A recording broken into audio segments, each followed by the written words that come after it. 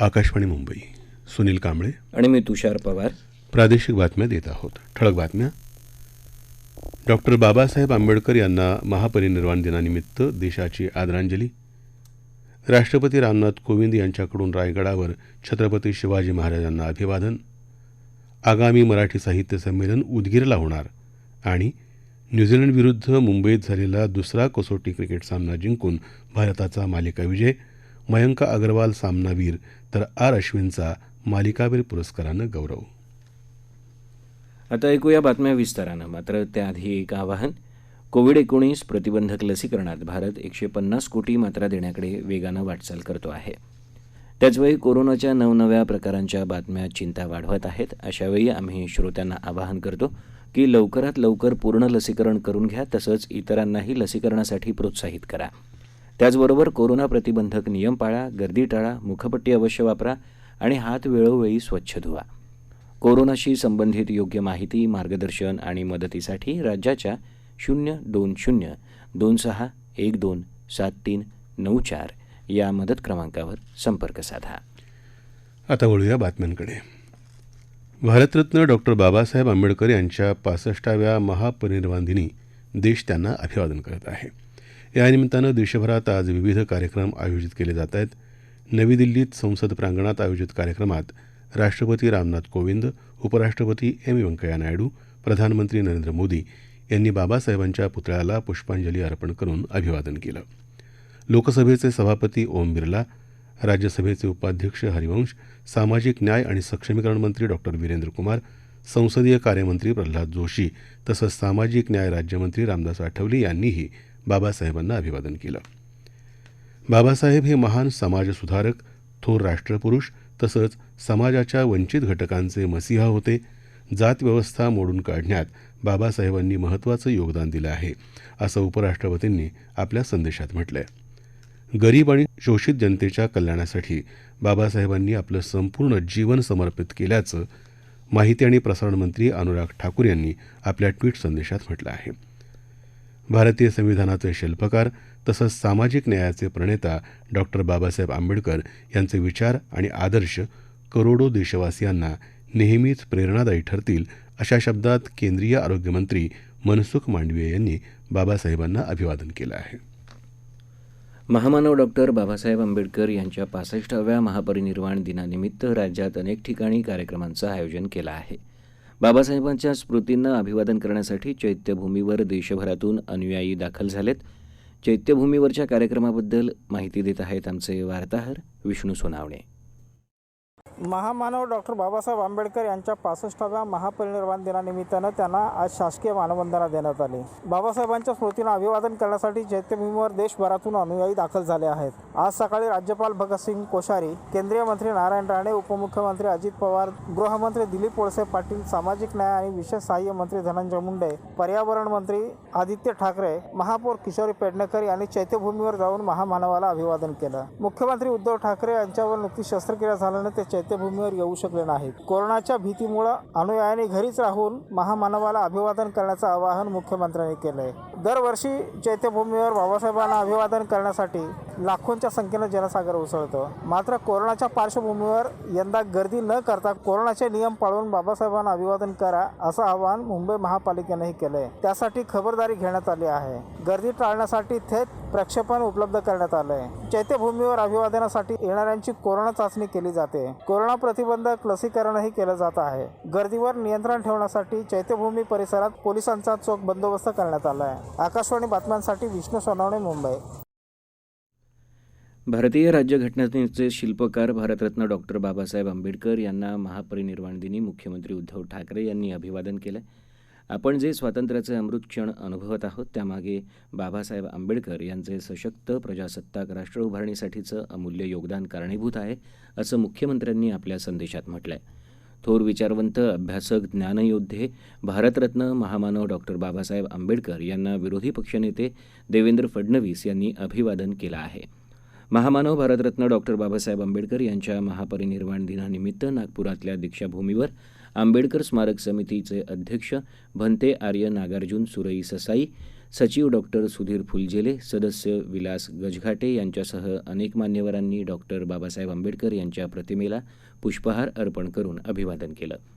दीक्षाभूमी परिसरात आंबेडकर स्मारक समितीनं रक्तदान शिबिर आयोजित केलं आहे. महापरिनिर्वाण दिनानिमित्त आज धुळ्यात जिल्हा पोलीस अधीक्षक प्रवीणकुमार पाटील, अपर पोलीस अधीक्षक प्रशांत बच्छाव, पोलीस निरीक्षक नितीन देशमुख यांच्यासह अनेक मान्यवरांनी महामानव डॉक्टर बाबासाहेब आंबेडकर यांना अभिवादन केलं. सांगलीत डॉक्टर बाबासाहेब आंबेडकर यांच्या पुतळ्याला अभिवादन करण्यासाठी अनुयायांनी गर्दी केली होती. आमदार सुधीर गाडगे, महापौर दिग्विजय सूर्यवंशी यांच्यासह विविध क्षेत्रातल्या मान्यवरांनी बाबासाहेबांना पुष्पहार अर्पण करून अभिवादन केलं. महापरिनिर्वाण दिन तसंच स्वातंत्र्याच्या अमृत महोत्सवी वर्षानिमित्त सोलापूर शहरातल्या आंबेडकर चौक इथल्या डॉक्टर बाबासाहेब आंबेडकर यांच्या पुतळ्याला महापौर श्री कांचना यन्नम यांनी पुष्पहार अर्पण करून अभिवादन केलं. वाशिम शहरात महापरिनिर्वाण दिनानिमित्त कॅन्डल मार्च काढून बाबासाहेबांच्या पुतळ्याला अभिवादन करण्यात आलं. राष्ट्रपती रामनाथ कोविंद 4 दिवसांच्या राज्याच्या दौऱ्यावर असून आज सकाळी त्यांचं मुंबईत आगमन झालं. त्यानंतर ते रायगडावर रवाना झाले. रायगडावर छत्रपती शिवाजी महाराज यांना राष्ट्रपतींनी अभिवादन केलं. पुण्यात लोहगाव इथल्या भारतीय वायुसेनेच्या तळावर उद्या होणाऱ्या हवाई प्रात्यक्षिकांना राष्ट्रपती उपस्थित राहतील. तसंच हवाई दलाच्या जवानांशी संवाद साधतील.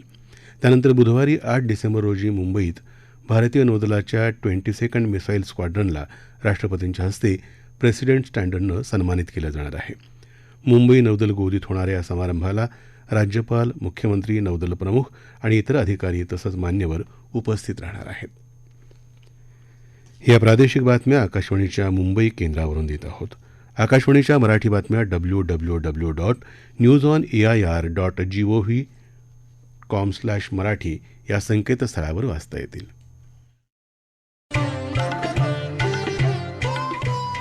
कोविड-19 से बचाव और सुरक्षित रहने के 3 उपाय. मास्क लगाएं, 2 गज दूरी है जरूरी, सुरक्षित दूरी रखें, हाथ और मुंह साफ रखें.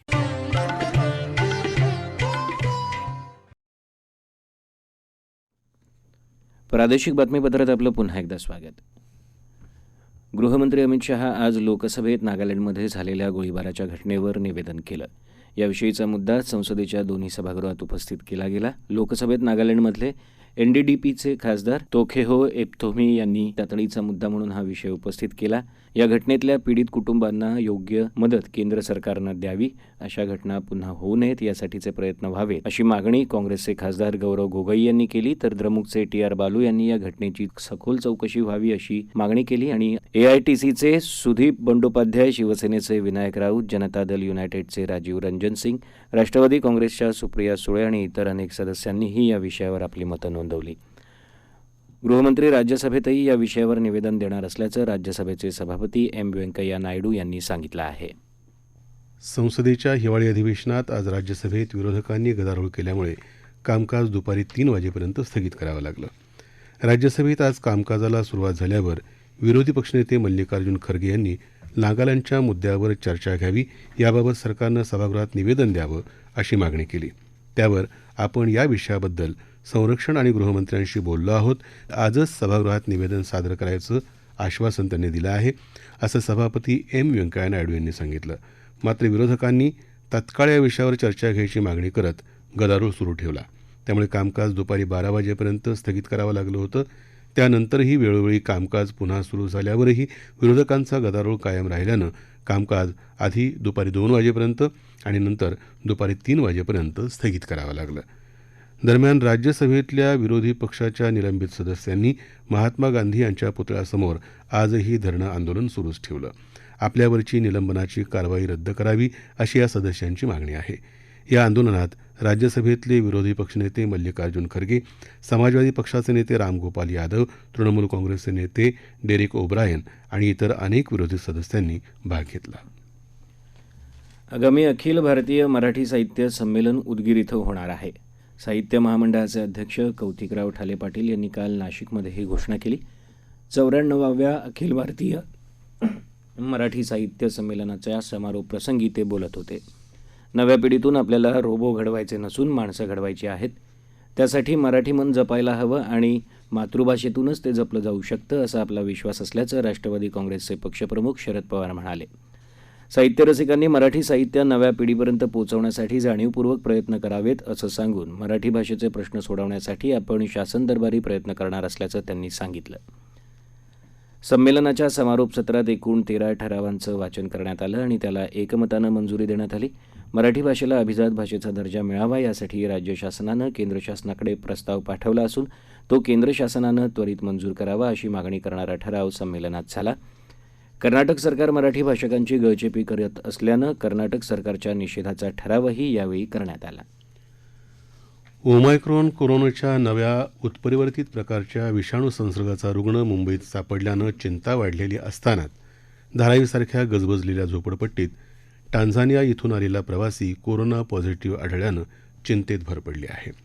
या रुग्णाच्या जनुकीय अनुक्रम निर्धारण चाचणी अहवाल आल्यानंतर त्याला ओमायक्रॉनची लागण झाली आहे का हे स्पष्ट होईल. या रुग्णावर पालिकेच्या सेव्हन हिल्स रुग्णालयात उपचार सुरू आहेत. या रुग्णाच्या संपर्कात आलेल्यांचा शोध युद्धपातळीवर घेतला जात असल्याची माहिती सहाय्यक आयुक्त किरण दिघावकर यांनी दिली. ओमायक्रॉनच्या पार्श्वभूमीवर प्रशासनानं खबरदारीचे उपाय घ्यायला सुरुवात केली आहे.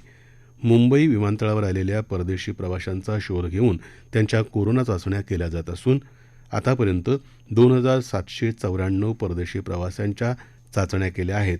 त्यापैकी 13 प्रवासी कोरोना पॉझिटिव्ह आढळून आले आहेत. भारत आणि न्यूझीलंड यांच्यात मुंबईच्या वानखेडे स्टेडियममध्ये झालेला दुसरा कसोटी क्रिकेट सामना भारतानं 372 धावांनी जिंकला. याबरोबरच भारतानं ही दोन्ही सामन्यांची मालिका 1-0 अशी जिंकली आहे. या मालिकेतला पहिला सामना अनिर्णित राहिला होता.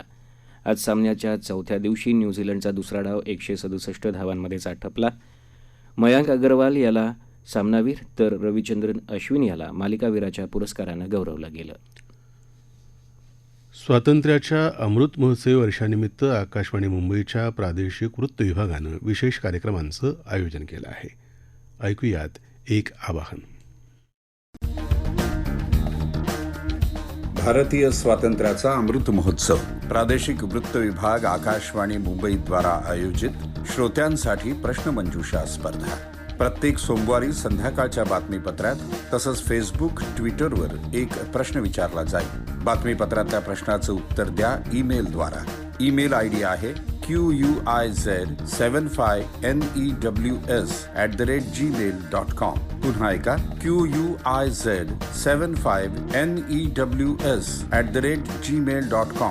फेसबुक आणि ट्विटरवर कॉमेंटमध्येच उत्तर लिहा. विजेत्या स्पर्धकाला मिळेल प्रमाणपत्र आणि प्रसिद्धी.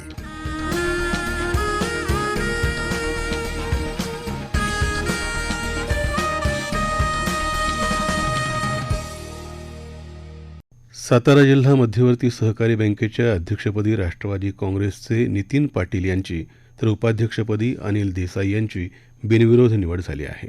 ठळक बातम्या पुन्हा एकदा.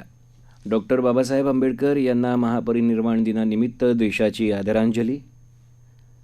राष्ट्रपती रामनाथ कोविंद यांच्याकडून रायगडावर छत्रपती शिवाजी महाराजांना अभिवादन.